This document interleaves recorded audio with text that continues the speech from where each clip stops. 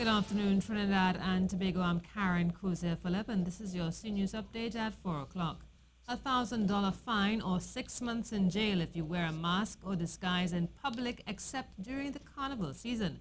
According to the police, it's also illegal for someone to threaten to smear or dab anything on another person in order to intimidate or obtain money or anything of value. The police also said anyone found with prohibited items, firearms and ammunition, and items resembling these can have them seized by a police officer to be kept in safe custody by the police until disposed of. And anyone who refuses to deliver these items to the police or obstructs a police officer in pursuance of the provisions is liable to a fine of $240 and imprisonment for 6 months.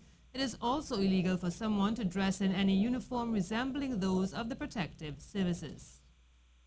Ahead of tomorrow's debate on the controversial FATCA bill due to take place in the Parliament, the Bankers Association of Trinidad and Tobago is issuing a final warning to both government and the opposition to put politics aside and act in the best interests of the country.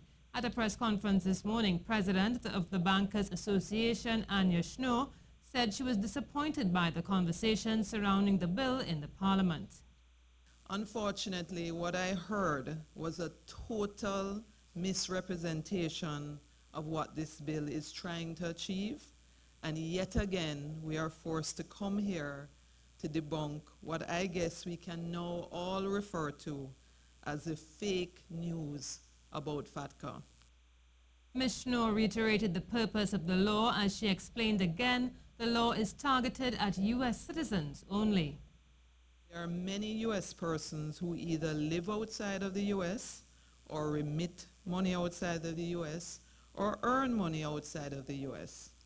Those persons are already subject to U.S. tax laws. And the reason the U.S. government can impose this obligation on foreign banks is also very simple. We are the customers of U.S. banks. Government and the opposition will resume the debate on FATCA in the Parliament tomorrow, after which both sides will vote on the bill. By law, the bill requires a 3/5 majority to be passed. Well, to some sports news now. Outside of track and field, cycling is the next most prolific sport in terms of garnering medals for Trinidad and Tobago on the international stage. And now that success is being used to position TNT as the hub for the sport in the region. Recently, the head of Cycling Canada, John Tolkamp, visited our shores and held high-level discussions with key stakeholders in the Tourism Development Corporation and the Cycling Federation to better position TNT as a major sport tourism destination. This was all in keeping with the mandate for the TDC to push TNT as a preferred destination, using cycling as one of the drawing cards for regional and international teams to use the world-class facilities in TNT as preparation ahead of major international events. And now the weather forecast with Ian Wallace. Despite a few clouds floating by, it's been a warm day in Trinidad and Tobago. The clouds, courtesy of a low-level trough, are passing through, and you can expect just a stray shower or two after dark, particularly across Trinidad's hills. Tobago should have a clear and calm night once more.